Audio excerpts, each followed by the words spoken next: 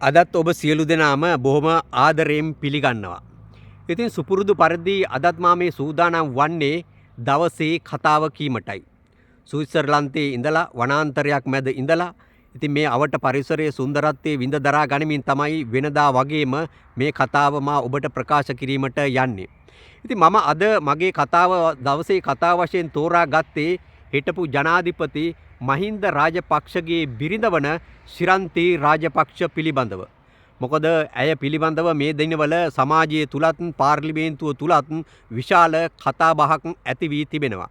විශේෂයෙන්ම සඳහන් කළ යුතු දෙයක් තමයි මහජන ආරක්ෂක නියෝජ්‍ය ඇමති සුනිල් වටගල පසුගිය දින දෙකකට පමණ පෙර ඇය පිළිබඳව විශාල ආන්දෝලනාත්මක හෙළිදරව්වක් පවා සිද්ධ කරනු ලැබුවා.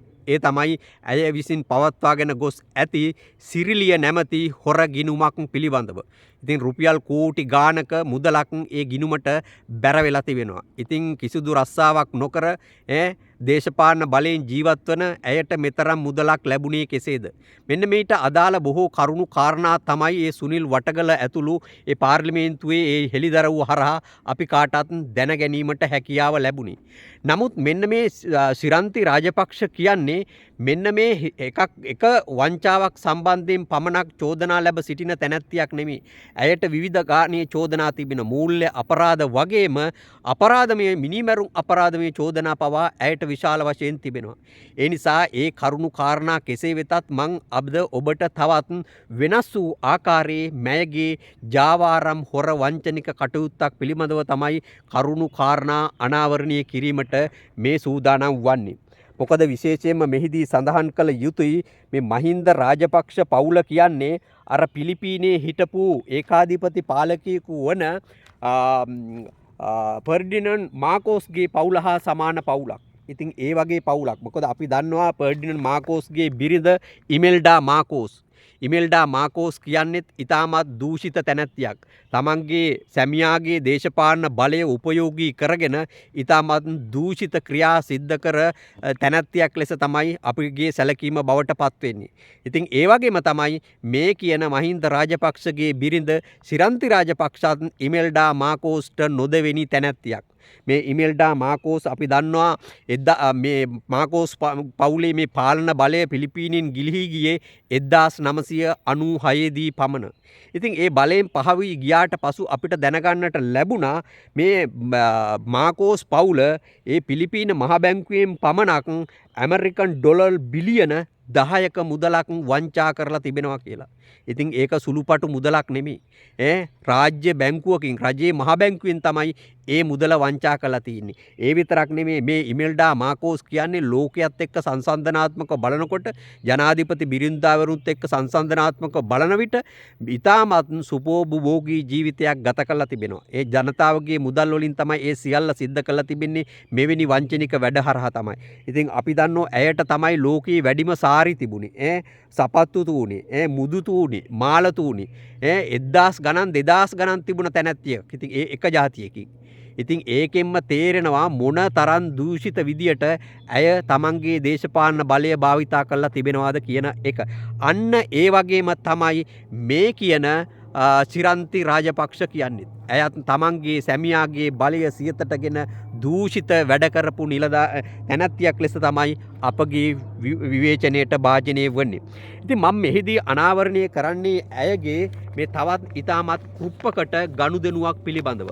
ඒ තමයි මෙන්න මේ ශිරන්තී රාජපක්ෂ රත්තරන් ජාවාරමකත් නියලී තිබෙනවා. ඉතින් මං ඒක සිද්ධ වෙලා තිබෙන්නේ කොයි ආකාරයටද කියන එක ඔබට එකින් එක ප්‍රකාශ කරන්න. අන්න එතකොට ඔබට අවබෝධ කරගන්න පුළුවන් ශිරන්තී රාජපක්ෂ සහ රත්තරන් ජාවාරම කොයි කුමන ආකාරයට සිද්ධ වෙලා තිබෙන්නේ, ඊට කොයි ආකාරයේ පුද්ගලයන්ද සම්බන්ධ වී තිබෙන්නේ කියන එකත් ඔබට පැහැදිලිවම කරුණු අවබෝධ කර ගැනීමේ හැකියාවක් ලැබෙනවා. ඉතින් මෙන්න මේ රත්තරන් ජාවාරමට මූලික ආරම්භය තමයි LTT සංවිධානය. ඔබ දන්නෝ කවුරුත් LTT සත්ත්වවාදය 2009 මැයි මාසේ 19 වෙනිදා ශ්‍රී ලංකාවෙන් ඒ සමස්තයක් වශයෙන් ඒක තුරන් වෙලා ගියා. ආයුධ සන්නද්ධ අරගලයේ ඔවුන්ගේ එතනින්ම නිෂ්ක්‍රිය වුණා. ප්‍රභාකරන් ජීවිතක්ෂයට පත් වුණා. ඉතින් ඒ තුල යුද්ධේ නැවතුණා. ඉතින් ඒ LTT සංවිධානය සතුව තිබූ විශාල වශයෙන් ධනස්කන්ධයක්. ඒ කියන්නේ රත්තරන් ධනස්කන්ධයක් ඒ හමුදාව විසින් ඒ මෙහෙයුම් වලදී අත්පත් කරගත්තා. විශේෂයෙන්ම සඳහන් කළ යුතු දෙයක් තමයි මේ බොහෝ රත්තරන් LTTE උතුරු නැගෙනහිර ප්‍රදේශයේ පවත්වාගෙන ගිය බැංකුවල තිබුණේවා තමයි සමහර දේවල්. මොකද මහජනතාව බැංකුවල තැන්පත් කරලා තිබුණා මේ රත්තරන්. ඉතින් ඒවත් මේ ආකාරයට හමුදාවේ බාරයට ගත්ත යුද මෙහෙයුම් හරහා.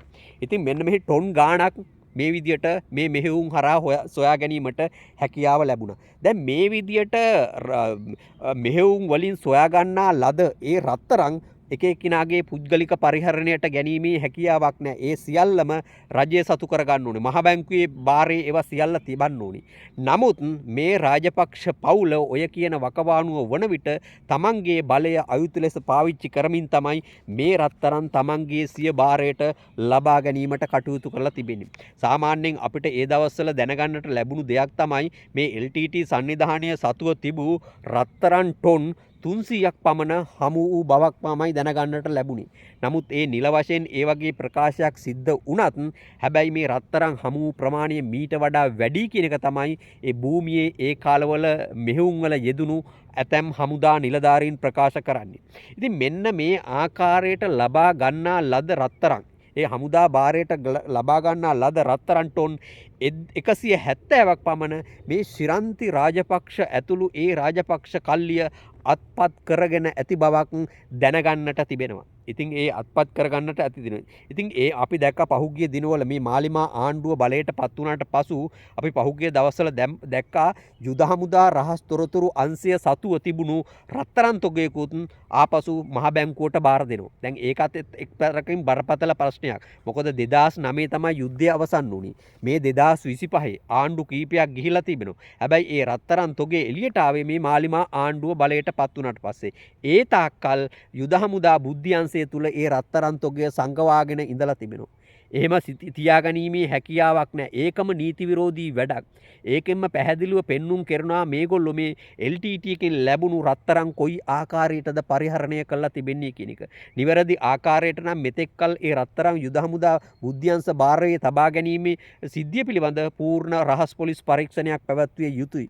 කවුද තියාගත්තේ, කුමකටද තියාගත්තේ, මොන හේතුවක් උඩ තියාගත්තද, රත්තරන් කොයිතරම් ප්‍රමාණයක් තිබුණද, සැබෑ රත්තරන් තොගයේද ඔය බාර දුන්නේ ඊයේ පෙරේදා. ඉතින් ඒවා පිළිබඳ පූර්ණ පරීක්ෂණයක් පවත්වලා සාමාන්‍යයෙන් ඒකට සම්බන්ධ පුද්ගලයෝ පිළිබඳ පවා අත්අඩංගුවට ගත යුතුයි නීතියට අනුව නම්. මොකද මේවා ළඟ තියාගන්න බෑ ඒවා. මොකද ඒගොල්ලෝ සතු පුද්ගලික දේවල් නෙමෙයි මේවා. ඉතින් ඒවා මහ බැංකුවට ලබා දිය යුතු හැකියාව තිබුණා. ඉතින් එහෙම නැතුව තමයි මේ ආකාරයට මේගොල්ලෝ පුද්ගලිකව. ඉතින් මෙන්න මෙහෙම LTT මෙහෙයුම් වලින් හොයාගත් මේ රත්තරන් රත්තරන් ටොන් 170ක් විතර තමයි මේ ආකාරයට මහින්ද රාජපක්ෂ ඇතුළු ශිරන්ති රාජපක්ෂ නඩේ විසින් ලබාගත් බවට තොරතුරු වාර්තා වෙන්නේ.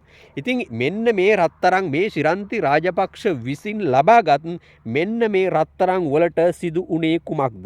දැන් මා ඒ පිළිබඳ ඔබට කරුණු කාරණා එකින් එක පැහැදිලි කරන්නම්. මොකද විශේෂයෙන්ම මෙහිදී සඳහන් කළ යුතු දෙයක් තමයි මෙන්න මේ ලබාගත් රත්තරන් කොටසක් විදේශගත එනන රටපටවන්න මේ ශිරන්ති රාජපක්ෂ කටයුතු කරලා තිබෙනවා. තවත් කොටසක් ශ්‍රී ලංකා ක්‍රිකට් කණ්ඩායමේ හිටපු ටෙස්ට් ක්‍රිකට් නායකයෙකු ඒ වගේම ආරම්භක පිතිකරුවෙකු වන රෝයි ඩයස්ගේ බිරිඳ සමග එකතු වෙලා ඒවා වෙනත් ආකාරයට විකිණීමට පියවරගෙන තිබෙනවා. දැන් පේනවනේ මේගොල්ලන් කොහොමද ස්වභාවය කියන එක. අපි නොදන්නා තැන්වලින් තමයි මේගොල්ලෝ ගිහිල්ලා එක එක ගේම් ගහලා එක එක වැඩ කරලා සිදු කර ඇති බවක් මේකෙන් පැහැදිලි පෙන්눔 කෙරෙන්නේ. දැන් මම ඔබට ප්‍රකාශ කරන්නම් මේ ශිරන්ති රාජපක්ෂ මේ රත්තරන් තොග රටින් පිට කරේ කෙසේද කියන එක. දැන් ඔන්න ඔය වකවානුව තුල, ඒ කියන්නේ මහින්ද රාජපක්ෂ ජනාධිපති ධූරය දරන වකවානුව තුල එයා ලංකා ආයතනයේ එයා ලංකා සමාගමේ සභාපති ධූරය දැරුවේ ඔය කියන ශිරන්ති රාජපක්ෂගේ සහෝදරයා වන නිශාන්ත වික්‍රමසිංහ. ඉතින් අන්න ඒ නිශාන්ත වික්‍රමසිංහගේ මාර්ගයෙන් තමයි කටුනායක ගුවන් තොටුපොලින් මේවා පරීක්ෂාවට භාජනය නොකර හොර රහසේ රටින් පිට කිරීමට පියවරගෙන තිබෙන්නේ. ඒ විතරක් නෙමේ. දැන් මෙන්න මේ ආකාරයට රටින් පිට කර රත්තරන් තොග මේ ටොන් ගාණක් වුණ රත්තරන් තොග කොයි ආකාරයටද විදේශ රටවලදී මේවා විකිණීමට පියවර ගත්තේ කියන එක. දැන් මේ රත්තරන් තොග සමහර දේවල් විදේශ රටවල මේගොල්ලෝ විසින් තමන්ගේ ගිණුම් හරහා තැන්පත් කර තිබෙන බවකුත් දැනගන්නට ලැබෙනවා. අනික් පැත්තෙන් මෙන්න මේ විදේශ රටවල සංචාරවලට යෑමේදී මේ ශිරන්ති රාජපක්ෂ ඇයගේ විශ්වාසවන්ත හිතවතියක් වලස අරගෙන ගිහින් තියෙන තැනැත්තියක් තමයි විමල් වීරවංශගේ බිරිඳ ශෂී වීරවංශ. ඉතින් එහෙම බලන විට මේ හෙළිවෙන කරුණු කාරණාවලට අනුව මේ ලැබී ඇති තොරතුරු වලට අනුව මේ ශිරන්ති රාජපක්ෂ සහ විමල් වීරවංශගේ බිරිඳ වන ශෂී වීරවංශත් එක්ක එකතු වෙලා තමයි මේ කටුනායක ගුවන් තොටුපළ හරහා පිට කර මේ රත්තරන් තොග විදේශ රටවලට රැගෙන ගිහිල්ලා ඒ තැරව්කරුවන්ගේ මාර්ගයෙන් විකිණීමට පියවරගෙන තිබෙන්නේ. සමහර රත්තරන් බැංකුවල විදේශ රටවල තැන්පත් කිරීමට පියවරගෙන ඇති බවකුත් අපිට මේ තුලින් කරුණු කාරණා අනාවරණය වී තිබෙනවා. ඒ විතරක් නෙමේ. දැන් මෙහි තවත් දෙයක් තිබෙනවා. ඒකත් ප්‍රකාශ කළ යුතුයි. දැන් මේ අපි දන්නවා මේ ශිරන්ති රාජපක්ෂ කියන්නේ මොන වගේ තැනැත්තියක්ද කියන එක තව දුරටත් හෙළිදරව් කිරීමේ හොඳ සාධකයක් තිබෙනවා මේ රත්තරන් ජාවාරමට අදාළ. ඒ තමයි මම අර පෙර ප්‍රකාශ කර ආකාරයට ශ්‍රී ලංකා ක්‍රිකට් කණ්ඩායමේ හිටපු ආරම්භක පිතිකරුවෙක්, ඒ වගේම නායකයෙක්, ඒ වගේම නියෝජ්‍ය නායකයෙක් වශයෙන්ම හිටියා මේ රෝයි ඩයස්. රෝයි ඩයස්ගේ බිරිඳ තමයි තරංගා ඩයස් කියන්නේ. ඉතින් මෙන්න මේ තරංගා ඩයස් එක්ක එකතු වෙලා මේ ශිරන්ති රාජපක්ෂ ලංකාව ඇතුලේ ඔය රත්තරන් තොගෙන් කොටසක් ජාවාරම් කටයුතු කරලා තිනවා. ඒ කියන්නේ විකිණීමේ තරව්කරුවන් හරහා විකිණීමේ ක්‍රියාවලියකුත් දියත් කර තිබෙනවා. දැන් මෙන්න මේ විකිණීමේ ක්‍රියාවලියට මේ කියන රෝයි ඩයස්ගේ බිරිඳ තරංගා ඩයස් සමග තවත් කිහිප දෙනෙක් සම්බන්ධ වෙලා තිනවා. ඒ එක්කෙනෙක් තමයි කොළඹ ත්‍රස්තවාදී විමර්ශන කාර්යාංශයේ සහකාර පොලිස් අධිකාරීවරයෙකු වශයෙන් කටයුතු කළ රණසිංහ කියන පෙරදිදා. ඔහුට රාජා කියලාත් කියනවා, රාජු රණසිංහත් කියලා තියෙනවා. දැන් මෙන්න මේ පුද්ගලයාත් මේකට සම්බන්ධ වෙලා තිබෙනවා. දැන් ඔබ පොඩ්ඩක් කල්පනා කරලා බලන්න කොළඹ ත්‍රස්තවාදී විමර්ශන කාර්යාංශයේ පිහිටුවා තිබෙන්නේ ත්‍රස්තවාදීන් සම්බන්ධයෙන්, ත්‍රස්තවාදී ක්‍රියා සම්බන්ධයෙන් පරීක්ෂණ පවත්වලා ඊට සම්බන්ධ පුද්ගලයෝ අත්අඩංගුවටගෙන නීති ඉදිරියට පමුණලා අවශ්‍ය දඬුවම් දීමට. නමුත් දැන් මේ කොළඹ ත්‍රස්තවාදී විමර්ශන කාර්යාංශයේ සහකාර පොලිස් අධිකාරීවරයෙකු වශයෙන් කටයුතු කළ මේ රාජා ඩයස් කියන රාජා රණසිංහ කියන රහස් සහකාර පොලිස් අධිකාරීවරයා ශිරන්ති රාජපක්ෂ ඔය කියන රෝයි ඩයස්ගේ බිරිඳ සමග එකතු වෙලා මේ රත්තරන් පිටස්තර පුද්ගලයන්ට තැරව්කරුවන්ගේ මාර්ගයෙන් විකිණීමට පියවරගෙන තිබෙනවා. දැන් මේකෙන් පැහැදිලිව පේනවා නේද මේගොල්ලන්ගේ තිබෙන ක්‍රියාවලිය කුමක්ද කියන එක. ඒ විතරක් නෙමේ. දැන් මෙන්න මේ රත්තරන් ජාවාරමට තවත් සුප්‍රකට චරිතයකගේ ගෝලියෝ බාලයෝ පිරිසකුත් සම්බන්ධ වෙලා තිබෙනවා. ඒ තමයි මේ හිටපු අමාත්‍ය මර්වින් සිල්වාගේ ගෝලියෝ පිරිසකුත් මෙන්න මේ ශිරන්ති රාජපක්ෂ විසින් මේ රත්තරන් ජාවාරම සඳහා යොදාගෙන තිබෙනවා. දැන් ඔබ කවුරුත් දන්නවා මේ දිනවල ওই මර්වින් සිල්වා කියන පුද්ගලයා පහුගිය කාලේ අර ඉඩම් වංචාවකටත් රක්ෂිත බන්ධනාගාරගතව සිටියා.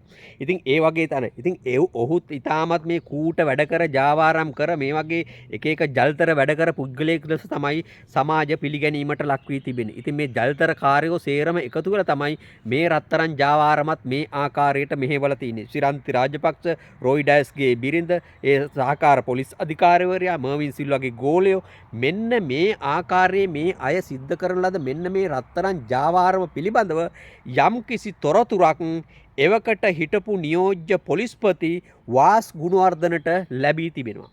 ඉතින් වාස් ගුණවර්ධනට මේ තොරතුර ලැබිලා තින්නේ මේ ශිරන්ති රාජපක්ෂ සම්බන්ධයි කියන එක මුල් අවස්ථාවේ අනාවරණයක් වෙලා නැහැ.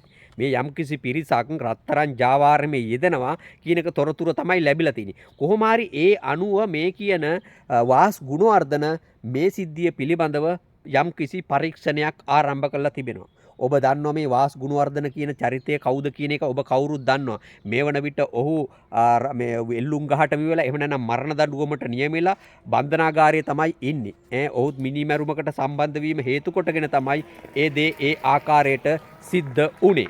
ඉතින් කෙසේ වෙතත් මෙන්න මේ ඔහු කොළඹ උතුර ප්‍රදේශයේ බාර බස්නාහිර උතුර ප්‍රදේශයේ බාර නියෝජ්‍ය පොලිස්පතිවරයා වශයෙන් කටයුතු කරමින් සිටියදී තමයි මෙන්න මේ රත්තරන් ජාවාරම පිළිබඳව කරුණු කාරණා ලැබී තිබෙන්නේ. ඉතින් ඒ අනුව ඔහු පරීක්ෂණයක් පැවැත්වීමේදී අනාවරණය වෙලා තිනවා මෙන්න මේ රත්තරන් ජාවාරම පිටුපස එහෙම නැත්නම් මේ රත්තරන් ජාවාරම මෙහෙයවීමේ ප්‍රධාන තැනැත්තිය වෙන කවුරුවත් නෙමෙයි මහින්ද රාජපක්ෂගේ බිරිඳ ශිරන්ති රාජපක්ෂ කියන එක. තේරෙනවනේ දැන් හොඳටත් ඉතින්. ඒ කියන්නේ ශිරන්ති රාජපක්ෂ විසින් මේ හමුදාව හරහා LTT එක හරහා ඒ ලැබුණු ඒ රත්තරන් ටොන් 170න් කොටසක් රට පැටවුවා. තව කොටසක් මේ ආකාරයට ලංකාව තුල විකිණීමට තමයි පියවරගෙන තිබෙන්නේ. ඉතින් මෙන්න මේ සිද්ධිය පිළිබඳව ওই වාස් ගුණවර්ධන පරීක්ෂණ පවත්වලා මේ එකිනෙකාව අත්අඩංගුවට ගැනීම සඳහා උත්සාහ කිරීමක් කියලා තියෙනවා. නමුත් මේ ශිරන්ති රාජපක්ෂ මේ තුල සිටිනවා කියන දැනගැනීමත් සමග ඔහුත් යම් කිසි වික්ෂිප්තභාවයකට පත් වෙලා තිබෙනවා. ඉතින් කෙසේ වෙතත් මෙන්න මේ සිද්ධිය පිළිබඳව ඊට පස්සේ මෙන්න මේ වාස් ගුණවර්ධන මේ සිද්ධිය පිළිබඳව පරීක්ෂණ පවත්වන බවට යම් යම් තොරතුරු ඔය කියන මහින්ද රාජපක්ෂටත් ලැබිලා තියෙනවා. ඉතින් මහින්ද රාජපක්ෂයේ තොරතුරු ලැබුණ පැටවලට ඔහු දැනගත් හැටිය වහාම මේ පරීක්ෂණ කටයුතු අත්හිටවීමට පියවරගෙන තියෙනවා. මොකද වාස් ගුණවර්ධනට මේ පිළිබඳ විමසලා වහාම ඔය පරීක්ෂණ කටයුතු නවතා දමන ලෙස ඔහුට ප්‍රකාශ කරලා තියෙනවා. බලපෑම් කරලා තියෙනවා. ඒ අනුව ඒ පරීක්ෂණ කටයුතු එතනින්ම නිම කිරීමට සිදු වී ඇති බවක් තමයි අපිට දැනගන්නට ලැබී තිබෙන්නේ. දැන් මෙන්න මෙහිදී හිටපු ජනාධිපති මහින්ද රාජපක්ෂ එවකට තවත් ඉතාමත් අපූර්ව ක්‍රියාවලියක් සිද්ධ කළා තියෙනවා. මෙන්න මේ සිද්ධියට එවකට හිටපු හමුදාපති දයා රත්නායකත් සම්බන්ධ වෙලා තිනවා. මොකද ඔහුත් මෙම රත්තරන් ජාවාරමේ යම් කෙරවලක සිටින බවක් මේ කරුණු කාරණා තුල අපිට යම්කිසි හැඟීමක් සැකයක් ප්‍රශ්නයක් මතුවෙනවා. මොකද ඔහුගේ අනුදැනුමත් මේ කියන රත්තරන් ජාවාරමට ලැබී ඇතයි කියන විශ්වාසයක් මේ කරුණු හරහා අපිට මතුවෙනවා. මොකද ඒකට එක් හේතුවක් තමයි මෙන්න මේ වාස් ගුණවර්ධන මේ රත්තරන් ජාවාරම පිළිබඳ පරීක්ෂණ පැවැත්තුවා. ඊට පස්සේ ඒක මහින්ද රාජපක්ෂ බලපෑම් කළා නැවතුවා. ඊට පස්සේ දැන් මෙන්න මේ කරුණු කාරණා රත්තරන් ජාවාරම පිළිබඳ සමාජයට එහෙම නැත්නම් මේ පරීක්ෂණ අංශවලට කරුණු නිරාවරණය වීම වසන් කිරීම සඳහා මහින්ද රාජපක්ෂ මේ කියන හමුදාපති දයා රත්නායකත් එක්ක එකතු වෙලා තවත් කූට ක්‍රියාවලියක යෙදී තිබෙනවා. ඒ තමයි මේ හමුදාව සතුව තවත් තියලා තියෙන රත්තරන් බඩු. එතකොට මේ මහින්ද රාජපක්ෂ මොකද කළා තිබෙන්නේ 2015 ඒ ජනවාරි මාස 8 වෙනිදා ඒ ජනාධිපතිවරණය පැවැත්වීමට පෙර ඒ ජනාධිපති මැතිවරණ කාල පරිච්ඡේදය තුල ප්‍රචාරක කාල පරිච්ඡේදය තුල මේ කියන හමුදා භාරයේ තිබුණු රත්තරන් තොගයක් ඒ උතුරු නැගෙනහිර ප්‍රදේශයේ ඒ පළාත්වල දෙමළ ජනතාව අතර බෙදා දීමට පියවරගෙන තිබෙනවා. මොකද ඒ උතුරේ අවතැන් වූ එහෙම නැත්නම් ඒ උතුරේ අවතන් වෙලා යුද්ධෙන් පීඩණයටපත් වෙලා මේ ඔහුන් විසින් මේ රත්තරන් කාගේද කියලා හමුදාව විසින් සොයාගෙන තිබෙනවා. ඉතින් ඒ සොයාගත් තැනත්තන්ට මේ උතුරු නැගෙනහිර පදිංචියේ දෙමළ ජනතාවට ලබා දීමේ මුවාවෙන් යම් කිසි රත්තරන් තොගයක් ඒ උතුරු නැගෙනහිර පළාතේ දෙමළ ජනතාව කිහිප දෙනෙක් අතර බෙදා දීමට පියවරගෙන තිබෙනවා. මොකද ඒකෙන් උත්සාහ කළා තිබෙන්නේ මහින්ද රාජපක්ෂ මේ අපේ හරහා මේ කිසිදු වංචාවක් අක්‍රමිකතාවයක් අයුතු ක්‍රියාවක් මේ රත්තරන් ජාවාරමේ අපේ කිසිදු සම්බන්ධයක් නැහැ. මේ හමුදාවේ තිබුණු රත්තරන් තොගයක් ඒ බාරයේ තිබුණා. ඒවා උතුරු නැගෙනහිර දෙමළ ජනතාවගේ රත්තරන් මෙන්න ඒවා අපි ආපහු දෙමළ ජනතාවට බාර දුන්නා. ඉතින් එහෙම බාර දීලා ඒකෙන් එතන කවර් එකක් ගන්නත් ආවරණයක් ගැනීමත් මේ තුලින් උත්සාහ කර ඇති බවකුත් අපිට යම් හේකින් කසකයක් ඉස්මතු වෙනවා. ඉතින් මෙහෙම බලන විට මොකද අනිත් එක තමයි මේ විදියට මේ උතුරු නැගෙනහිර මෙහෙයුම් වලින් LTT පරාජයට පත් කිරීම හරහා සොයාගත්න ලද මේ රත්තරන් තොගය රටේ විධායක ජනාධිපති මහින්ද රාජපක්ෂ වුණාට ඒවා Tamanට හිතුමනාපෙට මේ උතුරු නැගෙනහිර ජනතාවටයි කියලා බෙදා දීමේ හැකියාවක් නැහැ. එහි නීතිමය පදනමක් නැහැ. ඒක නීති විරෝධී එක බෙදා දීමක්. එහෙම බෙදා දෙන්න ඕන නම් ඒක කල යුත්තේ අධිකරණය හරහා. මොකද නීතිය හරහා කළා යුත්තේ. මොකද මේ රත්තරන් කාටද අයත්? ඒ අයත් පුද්ගලයන් පිළිබඳව යම් සොයා බැලීමක් කළා. ඊට පස්සේ ඒ නීතිය හරහා තමයි ඒ පුද්ගලයන් අතට ඒ රත්තරන් තොග බාර දිය යුත්තේ. නමුත් මහින්ද රාජපක්ෂ කර මොකද්ද මේ හමුදාපති දයාරත්නත් එක්ක එකතු වෙලා තමන්ගේ හිතුමනාපෙට මෙන්න මේ විවිධ පුජ්‍යලයෝ කීප දෙනෙක් තෝරාගෙන උතුරු නැගෙනහිර දෙමළ මිනිස්සු කීප දෙනෙක් තෝරාගෙන මෙන්න ඕගොල්ලන්ගේ රත්තරන් ටික අපි හම්බ වෙච්ච ඒවා අපි ඕගොල්ලන්ට බෙදා දෙනවා කියලා බෙදා දීලා අර තමන්ගේ රත්තරන් ජාවාරමට ආවරණයක් ලබාගත් බවකුත් පෙන්눔 කෙරෙනවා. ඉතින් ඒ විතරක් නෙමෙයි. දැන් මෙහිදී ඊටමත් පැහැදිලි දෙයක් දැන් මේකෙන් මේ මහින්ද රාජපක්ෂ උත්සාහ කළා තියෙන්නේ මේ 2015 ජනාධිපතිවරණයට මේවා බෙදා දීම හරහා අර උතුරු නැගෙනහිර ජනතාවගේත් අනුකම්පාව දිනාගෙන එක් පැත්තකින් Tamanට එහුන්ගේ ඡන්ද ටික ලබා ගැනීමටත් මෙහින් උත්සාහ දරා ඇති බවකුත් පෙන්눔 කෙරෙනවා. කෙසේ වෙතත් මෙන්න මේ සිදුවීම් ආකාරයෙන් මේ සිද්ධිය පිළිබඳව අල්ලස්සෝ දූෂණ විමර්ශන කොමිෂන් සභාවට ඒ වකවානුවනට පැමිණිල්ලකුත් ලැබී තිබෙනවා. ඉතින් ඒ පැමිණිල්ල සිද්ධ කරලා තිබෙන්නේ කවුරුවත් නෙමේ අර හිටපු නියෝජ්‍ය පොලිස්පති වාස් ගුණවර්ධනගේ බිරිඳ විසින් තමයි ඒ පැමිණිල්ල සිද්ධ කරලා තිබෙන්නේ. ඉතින් ඒ වාස් ගුණවර්ධනගේ බිරිඳගේ නම ශාමලී ගුණවර්ධන. මොකද මේ සිද්ධිය පිළිබඳ මෙන්න මෙහෙම සිද්ධියක් වුණා. මේ රත්තරන් ජාවාරම ශිරන්ති රාජපක්ෂ සම්බන්ධයි. ඒක සිද්ධ වුණේ මෙන්න මේ ආකාරයට යනාදී කරුණු කාරණා ඇතුළත් කළා. ඔය කියන වාස් ගුණවර්ධන නියෝජ්‍ය පොලිස්පතිවරයාගේ බිරිඳ ශාමලී ගුණවර්ධන අල්ලස්සෝ දූෂණ විමර්ශන කොමිෂන් සභාවට එවකට පැමිණිල්ලක් කරලා තිබෙනවා මේ ගැන පූර්ණ පරීක්ෂණයක් පවත්වන්න කියලා. නමුත් ඒ පරීක්ෂණ සිද්ධ කළා නැහැ. ඒ පරීක්ෂණ කටයුතු එතනින්ම යටපත් කිරීමට පියවරගෙන තිබෙනවා. ඉතින් ඒ නිසා අදටත් මේ පරීක්ෂණ පැමිණිල්ල යටපත් වෙලා තිබෙන්නේ. දැන් අලුත් ආණ්ඩුවක් බලයටපත් වෙලා තිබෙන්නේ. අවශ්‍යතාවයක් තිබෙනවා නම් මෙන්න මේ පැමිණිල්ල යලි ඉස්මතු කළා ලබා ගැනීමේ හැකියාවක් තියෙනවා. පරීක්ෂණ කිරීමේ හැකියාවක් තිබෙනවා. මොකද දැන් මේ පැහැදිලිවම පුළුවන් මේ ශාමලී ගුණවර්ධනකින් ඒ වගේම වාස් ගුණවර්ධනකින් ඇතුළු ඒ සිද්ධි වලට සම්බන්ධ නිලධාරීන්ගෙන් සහ පිරිස් වලින් අල්ලස්සෝ දූෂණ විමර්ශන කොමිෂන් සභාවට පරීක්ෂණයක් පවත්වලා ඔවුන්ගෙන් කට උත්තර අරගෙන මේකේ සුල මුල ඇත්ත නැත්ත සියල්ල හෙළිදරව් කරගෙන මේකට වගකිය යුතු පුද්ගලයන් නිලධාරීන් අත්අඩංගුවට ගැනීමේ හැකියාවක් තිබෙනවා. ඉතින් ඒක එහෙම අවශ්‍යතාවයක් තිබෙනවා නම් තවමත් ප්‍රමාද නැහැ කියන එකත් අනිවාර්යෙන් ප්‍රකාශ කළ යුතුයි.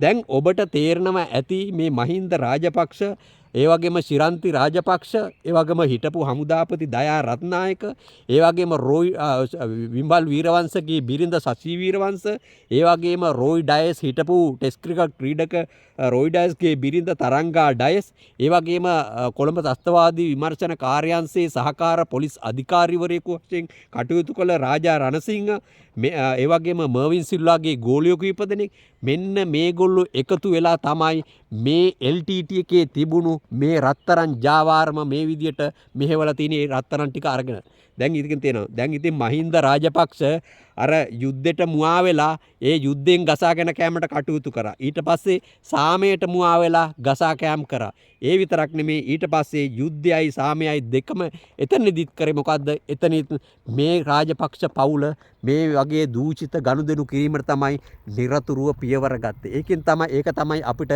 මේ තුලින් පවා පැහැදිලිවම පෙන්눔 කෙරෙන්නේ. ඉතින් මෙන්න මේ සිද්ධිය පිළිබඳ ඕනනම් අල්ලස් කොමිසමට පරීක්ෂණයක් පැවැත්වීමේ හැකියාව තිබෙන බව නැවතත් අපි ප්‍රකාශ කළ යුතුයි අනිවාර්යයෙන්ම. ඉතින් මේ පිළිබඳ ඔබත් දරන උදහස් කමෙන්ට් කරන ලෙස අපි ඉල්ලා සිටිනවා. ඒ වගේම ශ්‍රීලාල් channel අපගේ YouTube එක subscribe කරන ලෙසත් ඉල්ලා සිටිනවා.